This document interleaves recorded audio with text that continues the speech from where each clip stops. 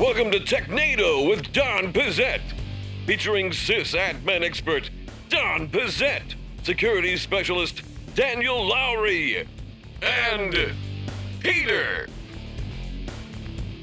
Hello and welcome to Technado with Don Pizzette. I'm your host, Peter Van Rysdam, and joined, as always, by Don Pizzette. Don, how you doing today? I am doing great. Well, actually, not really. Allergies are going crazy right now, which is fun.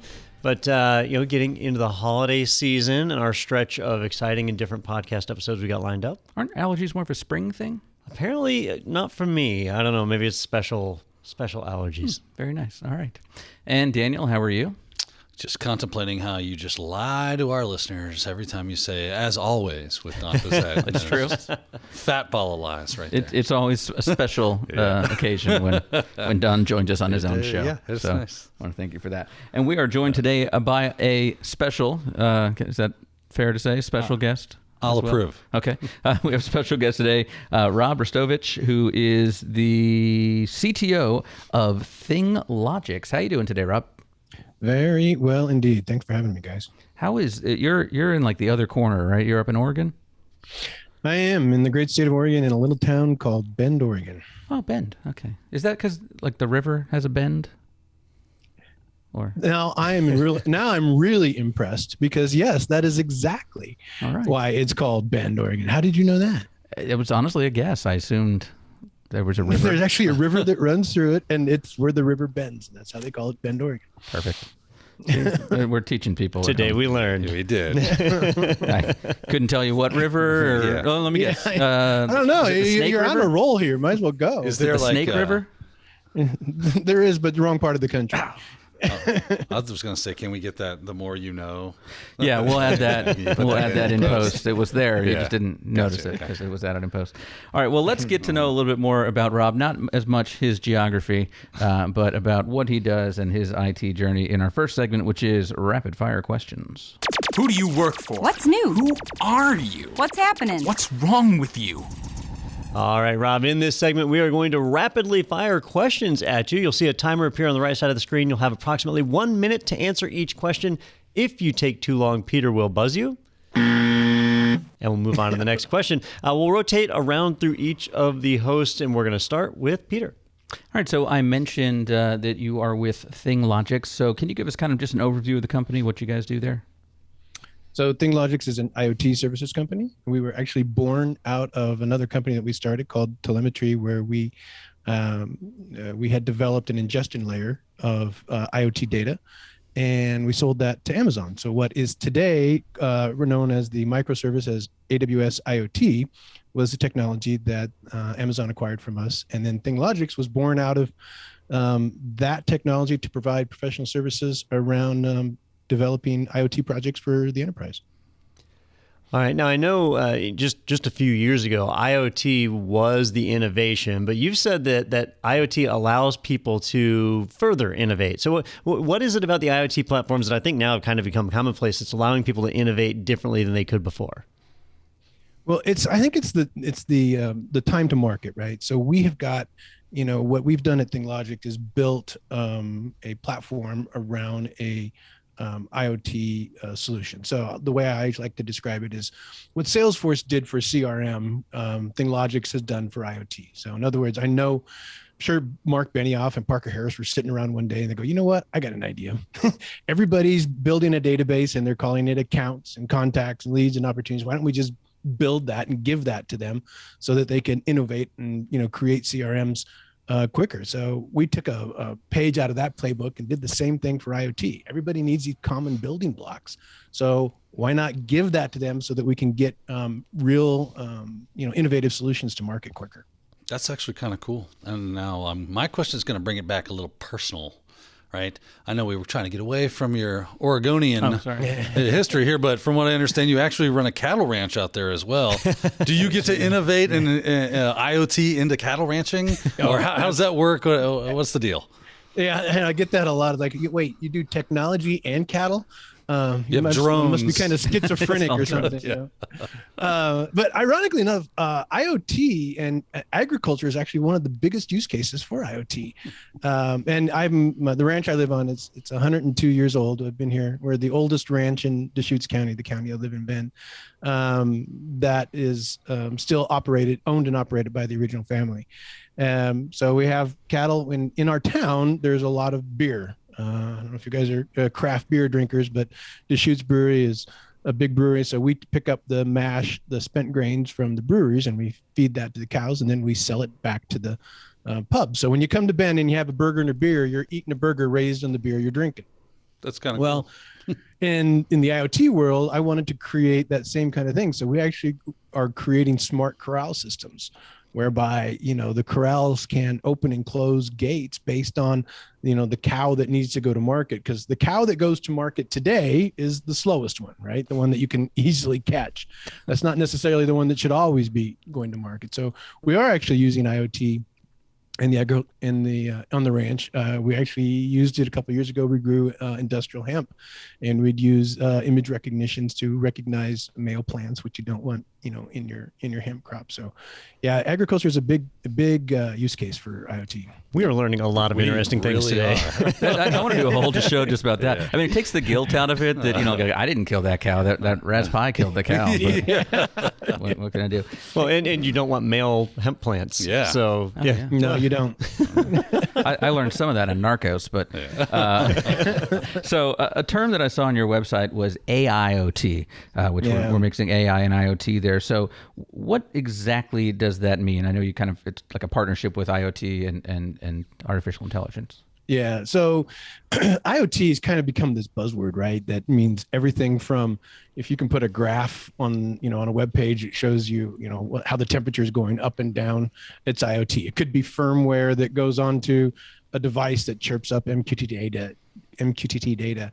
It kind of became a larger thing. But I am a traditional, and I've always been I'm a Java programmer, and I've been in consulting and delivery for most of my career, and as a result, I was always looking for a way and where do you write code. So when I go into an enterprise and they say we got this problem X, Y, and Z, and we need a solution, I'm always looking like, okay, where do I put my logic? Where do I put where do I insert the code? Well, when we had the old days of a server with a request and response, we put this code on the server and you sent a request and the code processed your request and sent you a response. But with IoT, it was difficult because it's real time. It's event driven. Just messages are coming around and they're flying around. So you got to have a way to put that logic in there. And that's actually where the name ThingLogix came from, was where do we put the logic for our things? And so what we ended up doing was creating that intelligence, which is a combination. And a lot of times people think of AI as, predictive maintenance and, predicting the future and predicting the outcome of football games. And that's all true, but it's also, where do you actually put your code to actually make decisions and take actions? And so that's what ThingLogix ultimately became, was a way to put logic and a solution in place for an enterprise problem. That makes sense. All right. So one last question, and I'm starting to see the picture now. You have something called Chirply, which is an SMS platform coming out. Yeah. And at first I was confused, like, where does that fit in? But you were talking a second ago about all the messages that are going back and forth. So how does that fit in with the overall company? Yeah. So ironically enough, Chirply it's just SMS messages, right? So it's the ability to put logic and intelligence around messages. And an SMS message is just a message, it's the same. But Chirply was actually born, ironically enough, out of the beef business.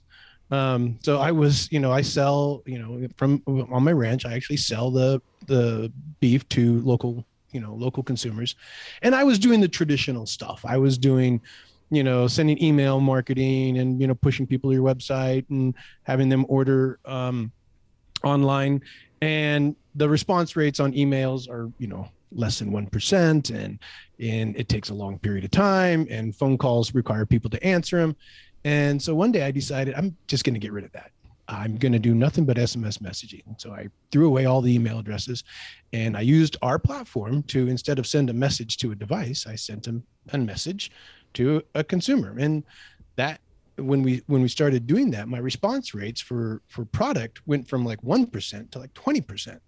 the interaction with my customers cut in half the amount of time it took me to coordinate deliveries and all that other stuff. So I realized that, this is actually a technology that is needed, in the marketplace. So we started developing that on and putting AI in the middle of the messages. So doing things like, automatic translation. So if you want to speak, if you're a Spanish speaking person and I'm an English speaking person, you can translate the message on the fly on the way out. You can, reorder by taking, scanning your barcode. You can do applications and do, full end-to-end applications using SMS messaging. And because ThingLogix had that kind of event-driven architecture stuck right in the middle there, it was a natural. So we actually turned it into a whole product whereby, and I call it AI SMS, right? The ability, again, to put intelligence in your SMS, not just chatbots. I mean, although chatbots certainly are a part of it, but really put, intelligence around the SMS platform. Yeah, that makes total sense. I love the idea of my cow texting me, or like texting the customer of like, your cow is eating its last meal. Yeah, and then I could get that in French if I wanted to. And it does beg the question of why call it chirply and not like moobly? Great googly moo. It was taken. Yeah. All the good ones are done. All right. Well, I wanted to switch gears a little bit while we have you and dig in a little bit more. I mean, we've already talked about IoT in ways that I hadn't even thought of it before, so that's kind of a good segue. We have an article here from IoTBusinessNews.com shining a spotlight on the benefits of IoT innovation. We were just chatting a little bit before the show started about kind of where you see the future of IoT and innovation. So why don't you give us a little bit of an overview of that? So I guess the best way to describe it is the situation. A couple of years ago, I had a company come to, or a pool maintenance company. They go around and they, take care of your jacuzzi and your pool. And they came to us and they said, well, we're trying to, upgrade our image and we're trying to get a better, customer experience, whatnot. So this is what we'd like. We would like, to upgrade our website so that you can do scheduling on our website, and you want to be able to order products on our website. And we want to be, have people to be able to interact with us on our website. And we want to try and take it to the next level. Right. And I said, well, that's not what we want to do, because what you're doing there, and this is a technical term, request and response, the old, I send a request, I get a response. Well, that's the way we did business. You send me a request, I will give you a response. You ask me to come clean your pool, I will come clean your pool. I says, let's change that around. Let's change the business model, make it more sticky for your customer. So instead of, upgrading your existing infrastructure of your website and whatnot, let's get a connected pool pump. So now you have a pool pump that you can install. Now, that pool pump will send back data to the office of the chemical levels. It'll do predictive maintenance. Tell you if the pool's doing what, if the heater is going out. So now you can do a business as a subscription. So now the chemicals arrive to you when you need it, not when you ask for them. And instead of you making that emergency phone call on Friday night because you got a pool party on Saturday, we scheduled the maintenance 2 weeks in advance because we could recognize through the AI that particular pump may be failing, or it has a profile of failing. It's a your cleanings and your scheduling is not so much anymore done on a level of when you ask for it. It's done on a level of when you need it. And sorry, go ahead. It's a really neat innovation there, and something I hadn't really thought about, right? Because the first wave of IoT stuff that we were all exposed to was very visible, right? These were smart thermostats or smart TVs, things that we directly interact with. But what you're describing, like a smart pool pump, that's something you get installed and you never think about it. So, like, is that what we're going to see now? It's more back-end services, things that are transparent? Yes, and I think what we're going to start seeing, and this is where I always get years as the years have gone by. We always talk about we log on, go to www whatever, and take an action or interact with the company. I think that's going to start disappearing. Where you have to be in a computer. 5 years from now, if we have the same discussion, we're going to talk. Remember, we used to have to open up a browser and we'd have to go someplace. But you're exactly right. I think it's disappearing. It's going back in there, and it's not going to be a situation where it's going to be kind of in your face. It's going to be this sticky kind of relationship that you have with the people that you want to do business with. And another great example is the simple beef business, right? So when I sell you some ground beef, I don't want you to, have to think about, I got to go order some more ground beef, or we're going to be out. I'm going to send you ground beef. I know how much you bought. And so when you start to run out of ground beef, I should either have some more right at your door or be sending you a message saying, hey, more ground beef is on the way.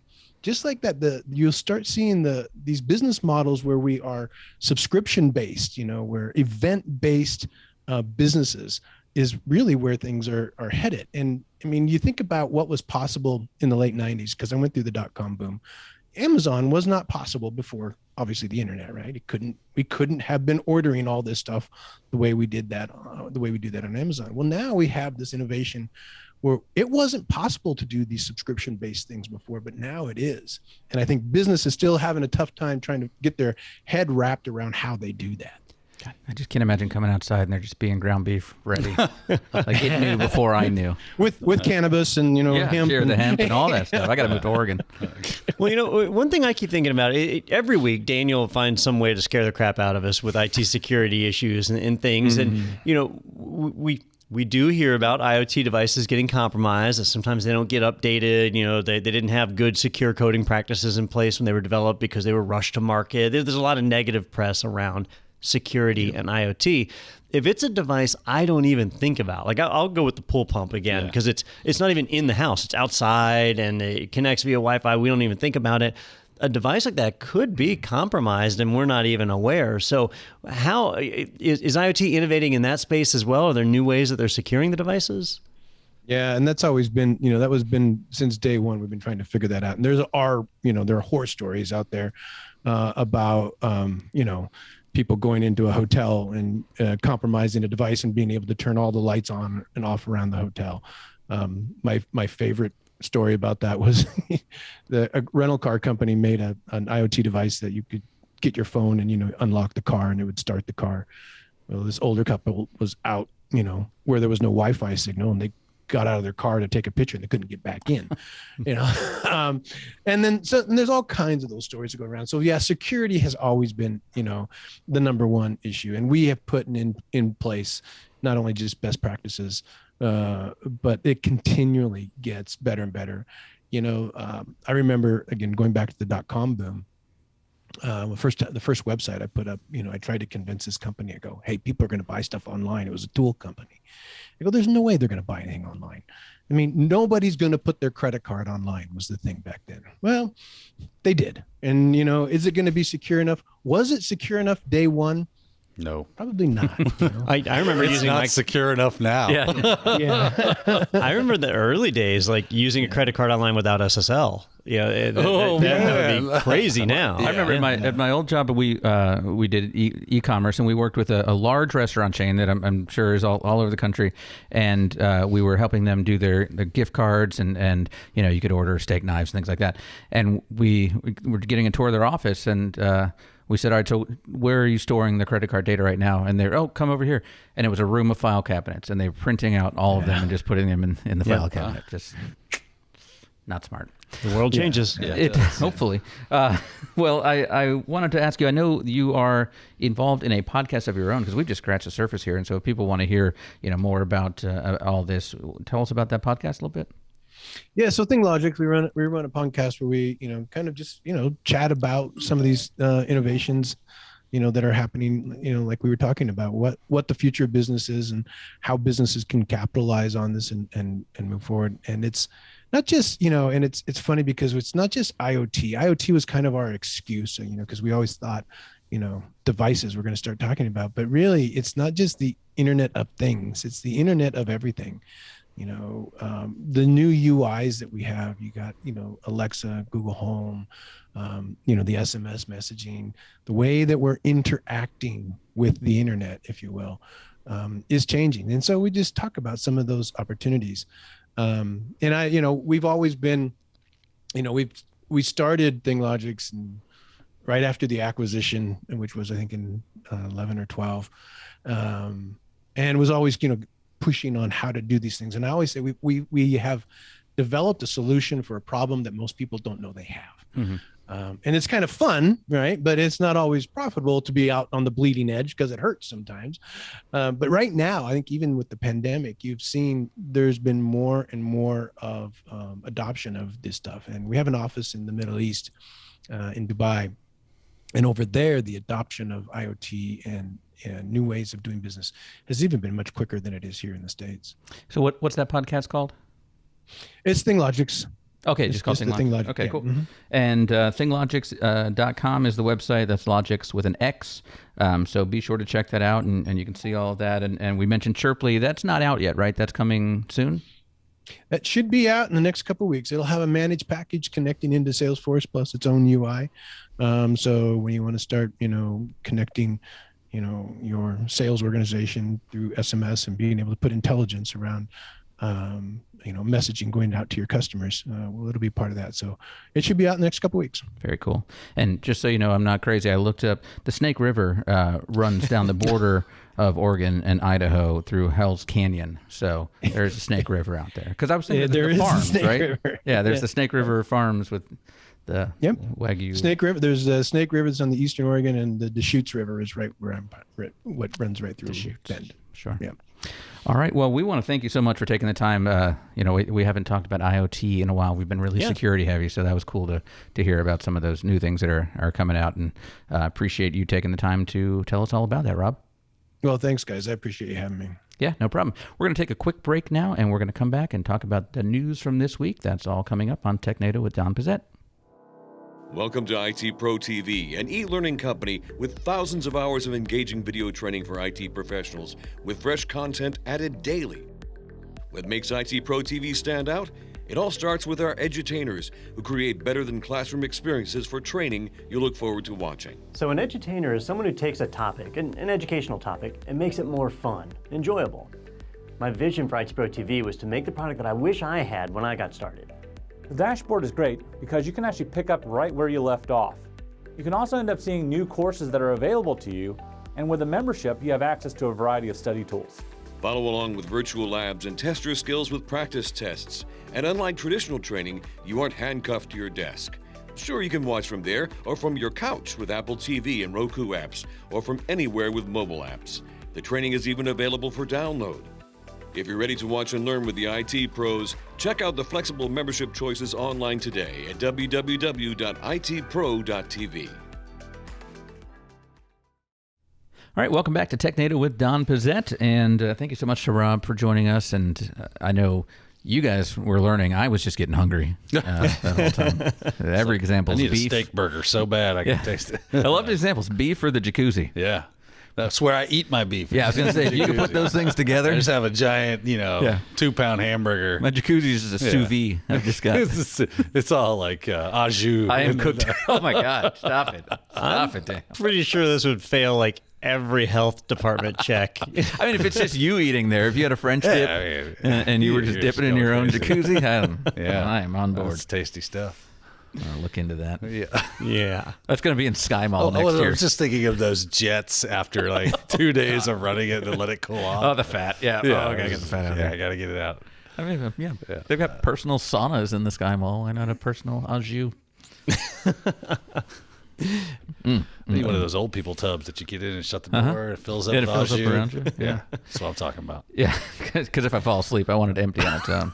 Drown in au jus. Yeah, that's the next wave of IoT. Yeah. It detects if I'm the AI knows up. Peter's nodded off again. Yeah. We're going to drain the au jus out of this tub. All right, let's move on to the news. Let's move on to something. Something else. Anything but that visual. All right, our first article comes to us from bleepingcomputer.com. Germany to force ISPs to give discounts for slow internet speeds. And I know, Daniel, you're against anything where the government is forcing anything to do anything, but I kind of like this idea because it's basically like you go to the gas pump and it says it's been regulated, it's been checked by someone, a scale's been checked. So this is just making sure that you're it's not so much a force you to do something. I mean, they force you to not kill people as well, and that's okay. I appreciate that. Right? So this is more like, hey, you've lied to your customer, and there will be repercussions for that, which is them getting a discount. Yeah, I'm all about companies being accountable for what they advertise, right? If they advertise that I'm getting gigabit internet, then I believe I should get gigabit internet access. Maybe not 100% of the time, but most of the time, since that's what they're advertising. If they can't provide it most of the time, they shouldn't advertise that. Now, what's interesting about this, though, is that the German government is going to be enforcing it, that they will have an application that people can run from their home to test the internet connection. And what it does is it basically connects 20 times spread out over a 48-hour window of time. So it'll do these 10 tests one day, 10 tests the next day to see what the average speed is, right? Because, you might get spikes and different things happen. So it runs the test. And then based on those results, if you're getting a slower speed than the advertised speed, the ISP has to give you a discount. Now, that sounds like a pretty good way to protect consumers and sounds really good. But as I was reading through this, and I tried to find as much information on it as I could, there's a couple little holes that I can see in this, right? One problem that I immediately thought of is, for example, when I'm in my office, I have a gigabit Ethernet adapter in my laptop, but when I plug in my office, I have a docking station, and I only get 300 megabit of throughput through that dock. Like there's something about the drivers or whatever where I only get 300 megabit. So I might be paying for gigabit internet and only see 300 megabit. But you're traffic. getting gigabit. And it's my own fault because it's my device, right? And maybe in my home, I've got my laptop, but then I've got my kids, my wife, and You're and sharing.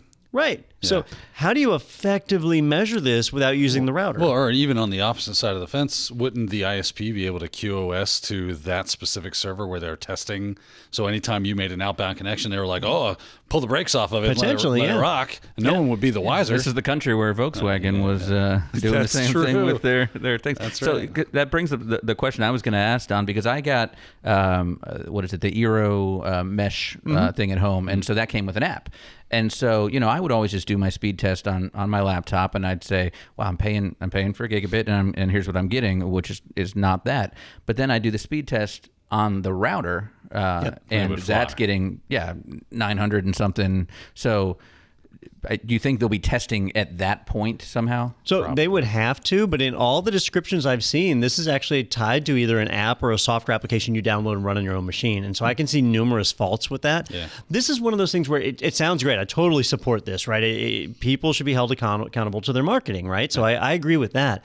But this is such a difficult thing to measure that unless they partner up with the router manufacturers, or maybe like the cable modem or DSL modem, those people, unless they're partnered up with them for doing the actual testing, I just don't see how they're going to get accurate numbers on it. Yeah. I wonder if it's like over here. I mean, a lot of the times you're renting that modem from the provider. So, maybe it's in cases like that, it's a lot easier for them to do. But you're right. If you're going out and getting your own thing, I'm not sure how the system works there in Germany, but... Yeah. I just know, like, when I'm plugged in my docking station, there's no way to get more than 300 megabit through that dock. Well, there is a way. Not could use be in the a dock. tightwad and buy a better dock, but But there could be a way that application is talking to the router to see what it's getting, right? potentially. But all the routers do things differently. So maybe you've got a Eero or a Linksys or and it whatever. does say that it has to be like they're going to run multiple tests over a certain period of time, and it has to be like less than 50% of what you're advertised of getting. I think it was 10%, was right? it 10%? It was a really there small was like threshold. So if your speeds are below 90% of the ISP promised, so that's a pretty tight threshold right there. That's a tight threshold. Yeah. All right, we'll be curious to see how that plays out when it's not rolled out yet, right? This is an upcoming or suggested change, Right. So, Yep. as we see that roll out, that'll be interesting to see. Does it work? Well, did they say so? The penalties are just the discounts. No, like somebody comes from the government, hits you with a fish bat. No, and it's supposed to be automated, right? So, like, if you run this test every so often and you're 30% lower than what they advertise, then you should get. And they haven't put it out as far as pricing, but I imagine a 30% discount on your bill. Okay, Yeah. Makes sense. All right. Well, let's take a look at our next article, which comes to us at theregister.com. AWS commits to update its own Linux every other year, starting with a release called Amazon Linux 2022. Oh, I wonder when that comes out. That just hit preview. And I was shocked to see how long it took the first time for them to update their Linux. Yeah, so it's a tad misleading in that they update their version of Linux very frequently, right? So they have the Amazon Linux AMI, so their Amazon machine image of their managed and supported version of Linux. Which is based on which? Originally, it was based Fedora? on CentOS 6 or CentOS 5. Shoot. I believe it was based on CentOS 5 originally because it wasn't a systemd release. And then they released Amazon Linux, the second one, their Amazon Linux AMI 2. And that one switched up to, I believe it was CentOS 6 because at that point it was systemd. So you kind of had two choices. If you didn't want systemd, you could run the first version of the AMI. If you wanted systemd, you could run the second version of the AMI. But they would let many, many years go between releases. So between version 1 and version 2, it was a pretty big window. But they were still doing all the security patches and updates that went along with CentOS. But as you remember, we reported on earlier this year, CentOS is becoming a bit of a strange product. Right now it's CentOS Stream. And so the big news that's a part of this is not so much that Amazon is promising to do a big update every 2 years, but that they're rebasing their Linux. It is no longer going to be based on CentOS. Instead, it's going to be based on Fedora. And I was surprised to see that because Fedora is an experimental OS, even more experimental than CentOS is. But in their AMI, it's very, very stripped down. I think it's like a 600 megabyte image, very small. That is small. No GUI, right? So it's command line only. They're doing the server version. But with Fedora Linux, they do a 6-month rolling update cycle. And so that's why they're having to say, like, look, we got to do a major update at least every 2 years because otherwise they're going to spend all their time backporting security fixes. So it's a pretty big change if you use the Amazon Linux AMIs. Is there any real advantage to going with Linux from Amazon versus any of the other AMIs that are available? So the biggest advantage, there's two advantages. So one, it already has all the AWS tooling installed. So the AWS CLI is there. You can interface with the SDK and the API. I'm going to throw out a ton of acronyms and Peter's going to get lost here. But That happened a long time ago. Don't worry, I'm good. So it's fully integrated into AWS just right out of the box versus when you do some of the others, you have to do a little bit of work to do that. The other advantage is that when you do package updates, they come from package servers right there in AWS, so you don't have to pay for the bandwidth of doing the updates, and it's fast. Yeah. So those are some advantages. I like it. I use it quite a bit. That's nice. So it lets you know when your packages arrive from Amazon? Oh, yeah. 10 stops away. It's all built. That's, wow, fantastic. Different packages. Wow. All right, keep going. All right. But you can't add things to your wish list easily from that. Don't worry. They'll know. Yeah, they know. All right, our next article comes to us from the Wall Street Journal, WSJ.com. Inside Intel's secret warehouse in Costa Rica, the chipmaker is stockpiling legacy technology for security research and plans to expand the facility to house 6,000 pieces of equipment. And this is all their old equipment, so they can test that things are still up to snuff for security. Right. So, Intel's been facing a little bit of criticism over the last, I don't know, how long has it been, Daniel, since like Spectre and Meltdown hit and all that? That was like a couple of years ago, wasn't it? Yeah. Yeah. So it's not been a great time for Intel in terms of security, and it's been like debacle after debacle since then. Debacle after debacle. It's just a comedy of errors over at Intel. It's a Charlie Foxtrot. It is indeed. So what they're realizing is, hey, we're constantly focused on our new products, but we're never really looking back at our old stuff. Like once we put it out to market and sell it, that kind of is it. It goes out in the wild, and we rely on the customers to find problems. They're like IoT developers, right? Yeah. So they're revisiting that, and they said, you know what? Why don't we do this? We're going to build a secret, secure data center warehouse where we'll store versions of our old equipment. So when a new product goes to market, they'll send one version of it over to this warehouse where it'll be available for the developers to get at remotely, and they can test and examine. So if they learn about a new security flaw, they can go back and look at their whole suite of historical products and see what ones were affected by that security flaw. That's something they couldn't do before, and so this is an added capability and will hopefully help them improve security. What's the purpose of the secrecy behind the building? Good question. I don't know. Why put it in Costa Rica? Yeah. Why keep it secret? Is that on Isla Nuba? Hold on. Are they making dinosaurs over there? Secret stuff in Costa Son Rica. of Man. Well, what was crazy to me in this article is when they went and said, Team okay, lead, we want to do Mr. this. Nedley. Yeah. It's a Unix system. I know that. I know. When they went to do this, they didn't have all their products. They actually had to go literally to eBay and buy old versions of their own products, which just seems crazy that you wouldn't have like, hey, let's save one for the Intel Museum someday. Yeah.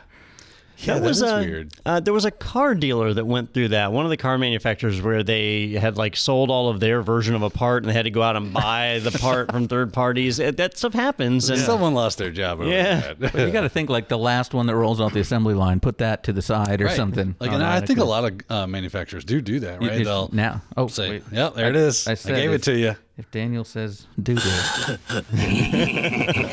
said doo-doo. eat it right up for me. Indeed. I did. Go on. You were saying? We were talking about that, but like I was thinking about like the last Viper that rolled off Yeah. the assembly line in Michigan. You know, that goes into a museum. But the problem is they want to sell that because they're like, well, the last Viper could charge a premium for the last one or the first one. I know they got the first one. They got to take right? like the middle one, the very middle Yeah. Viper. Some rando Viper that never Yeah. saw anybody's butt in it. Yeah, Costa Rica. That's interesting. I mean, the secrecy is odd to me. Yeah, It is. It was strange. It is interesting, though, to see them actually taking these steps, moving forward. This is something that's not necessarily going to generate a profit for them. It's a big cost, but it will help them improve the security of their products. It's good to see them do Get your it. tinfoil hats out, boys. Go. Underneath the facility, it's just a shell company that really under the facility is where they're working with alien technologies, right? That need the old Right? intel 5G giving you cancer. because the aliens built their ship on like a Right. Pentium chip. That's exactly so they right. need the old. They got to try to fire that bad boy back up. See, I was seeing it more like the Indiana Jones big warehouse is where all it's all the intel stuff. All right, is. if we're going to go conspiracy theory, this is in Costa Rica, so obviously John McAfee is running the data center. Oh my God, you're right. That's without saying. Yeah, I mean, that's why they had to smuggle him out of the Spanish prison. Fake prison. Is that where he Yeah. was? Something like I that. believe so. Anyway, they smuggled him in a suitcase. Yeah, like the Fiat CEO. Not Fiat. Was it Fiat? Shoot. Peugeot? Oh, Peugeot? Did they do that? What was the guy? He was the CEO of Peugeot, Nissan that's, and... French. Oh yeah. Right. That they got out of Japan. Where'd he go to Libya? I believe he did go to He's Libya. like a dual yeah. citizen or something. What's in Libya? Gosson was Anything his good? last name, something like that. I love these conspiracy theories. They are great. Well, Anywho. Yeah, tell us your theory. Why is this? Why is why is this this built happening? into a volcano? Yeah. Well, they didn't say that, but I assume Is there a there's giant volcanoes in Costa Rica. parabolic satellite dish underneath the thing? Yeah, maybe that's how they power it. All right, our next article comes to us from bleepingcomputer.com.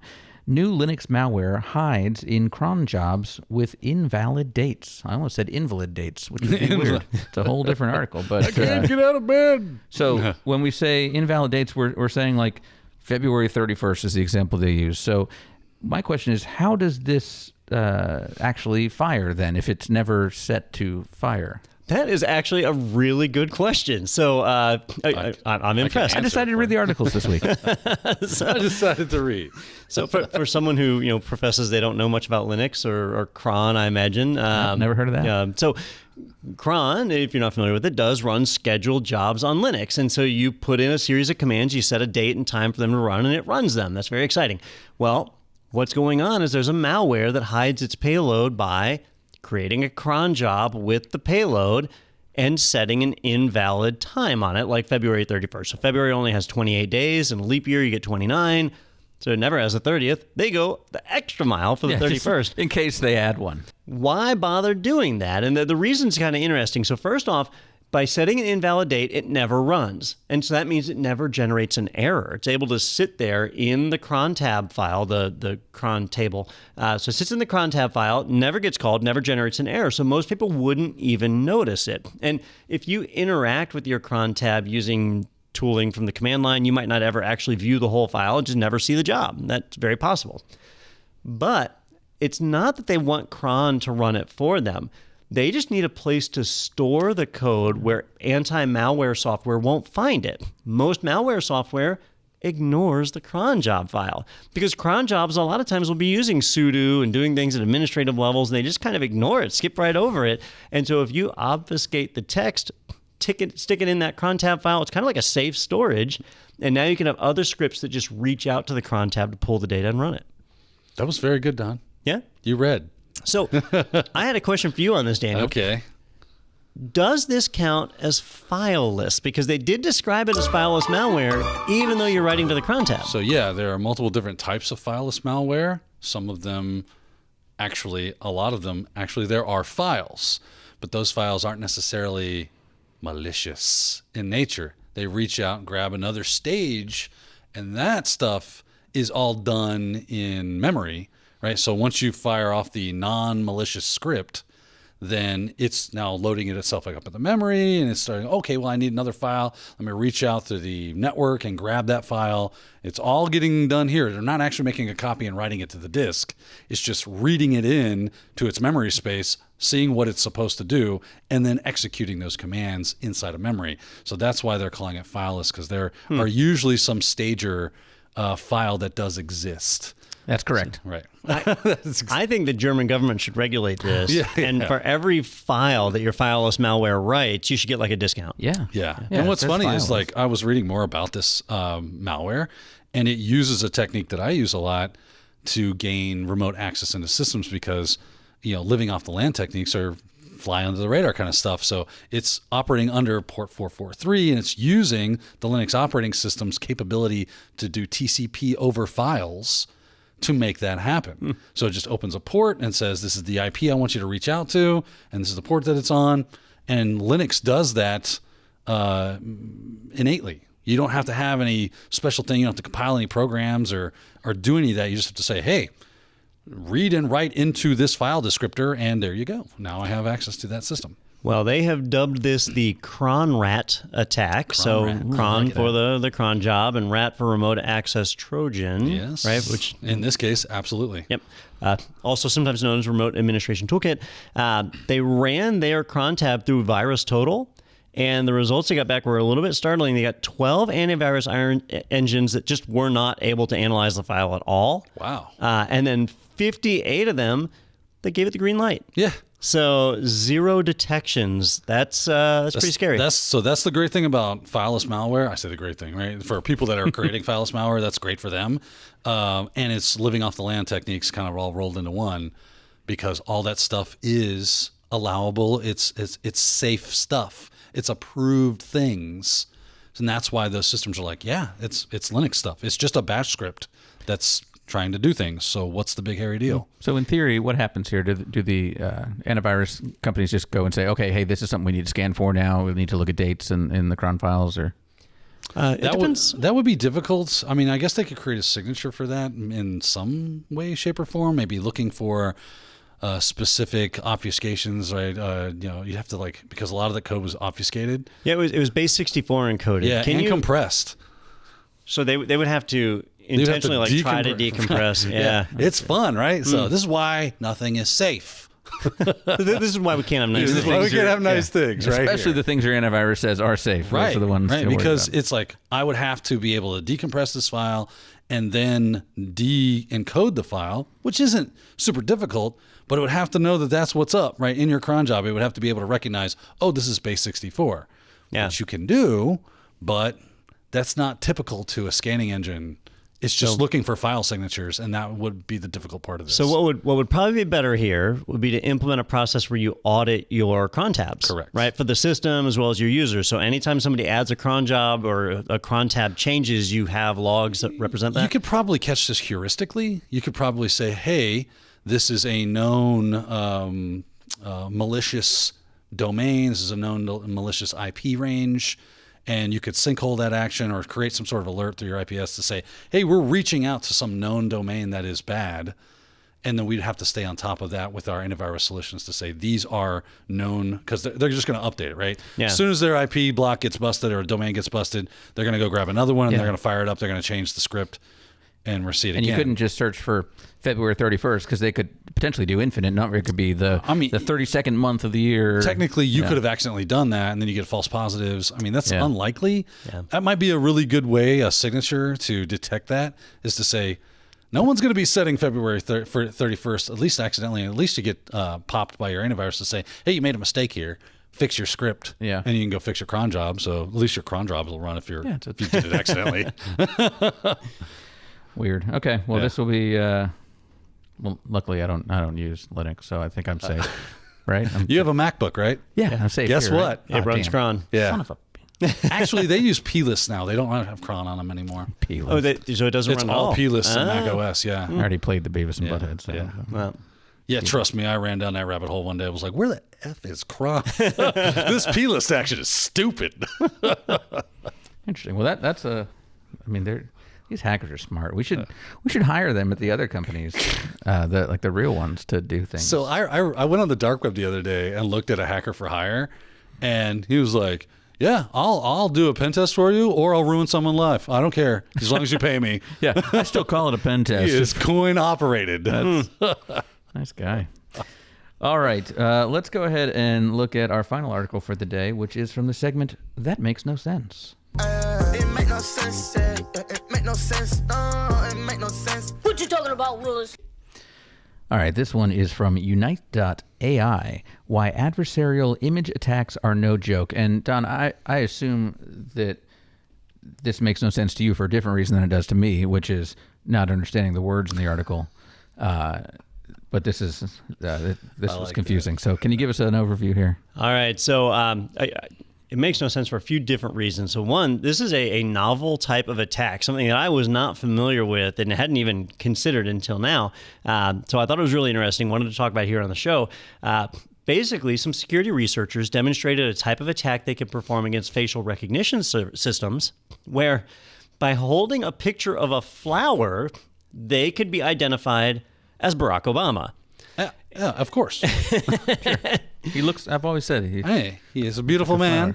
And I'm not talking about just any flower. Like, this is a red, yellow, green, like very colorful flower. It's like a printed out photo of the flower. You might ask yourself, how the heck does that work? How are you able to fool a facial recognition system? And what happened here is actually really interesting. So these researchers, they looked at facial recognition systems, and facial recognition relies on artificial intelligence and machine learning. AI and ML, two buzzwords I make fun of quite a bit. But the way those systems work is that a programmer will create the system, but then they have to train it. And they train it with data sets, or they call them data models, that they feed into the program to learn and basically perfect its way of identifying people. Well, what the attackers found was that pretty much everybody uses the same data models. They use the same training images or training dictionary to be able to get their AI to the point where it's ready to do work. Why reinvent the wheel, Don? Why reinvent the wheel? Because it's hard to collect data sets, right? And that was something I hadn't thought of as well. Yeah. With privacy concerns, data sets that have people's faces are harder to get. So you have a lot of people building off of one common system. And so they said, well, if I take something like a picture that I know is in that data model, I can identify the salient points on that picture. So the parts of, in the case of President Obama, the parts of his face that are what the system recognizes. And we can create a similar image, an unrelated image that just happens to have those same points.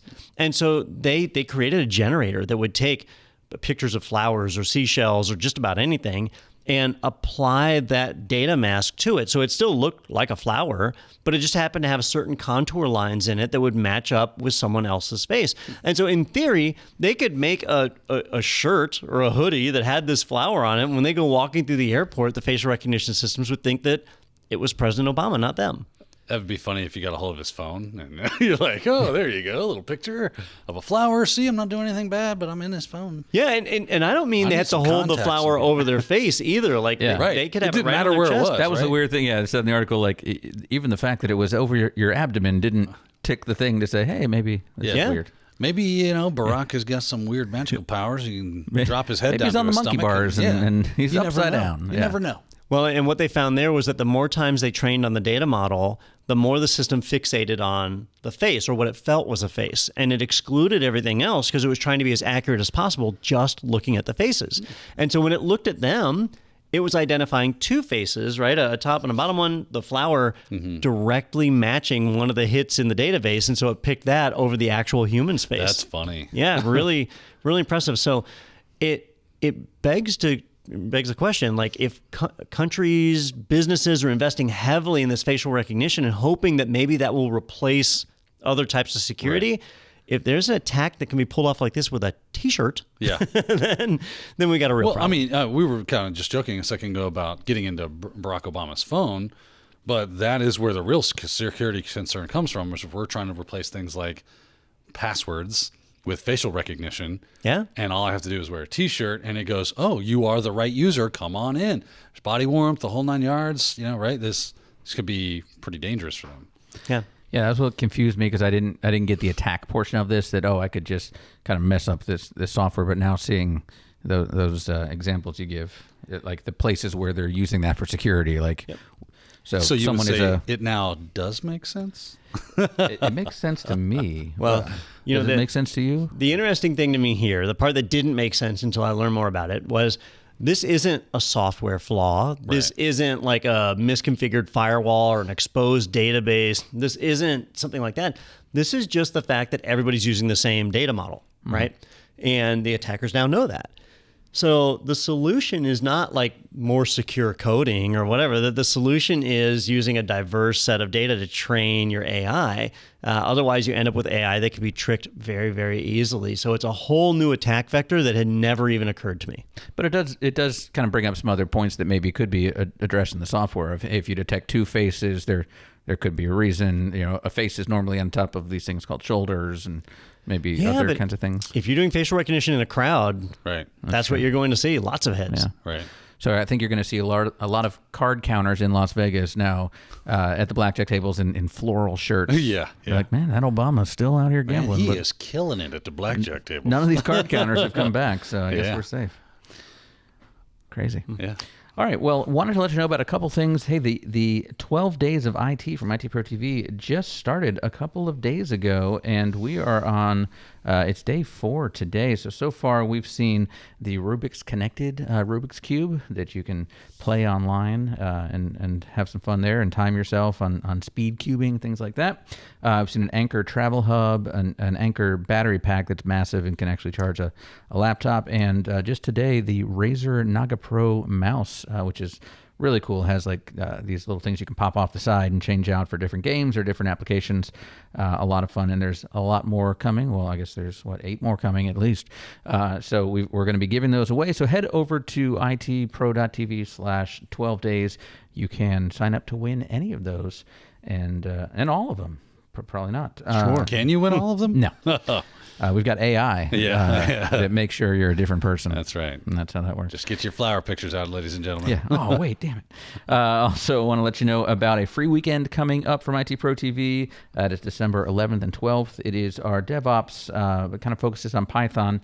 We've got introduction to programming using Python, object-oriented Python, Python data model, Python for security. So head over to itpro.tv, register before the 11th of December, and watch all those courses for free that weekend.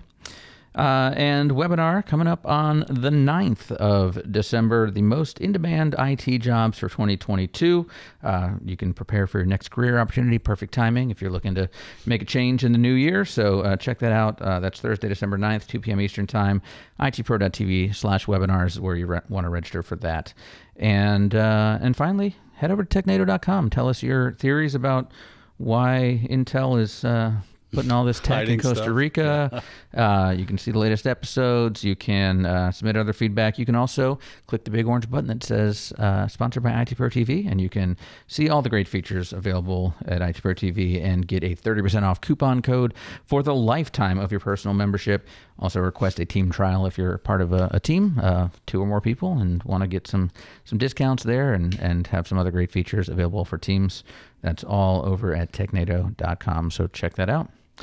All right, guys, we're officially in the holiday season now. You are allowed to put up your trees, or your menorahs, or your already done. Yeah, Festivus poles or whatever. Okay, mine's out of the attic, and it's just the bag sitting there. You got like a fake artificial tree. Yeah. I saw one the other day on TV. Man, it was awesome.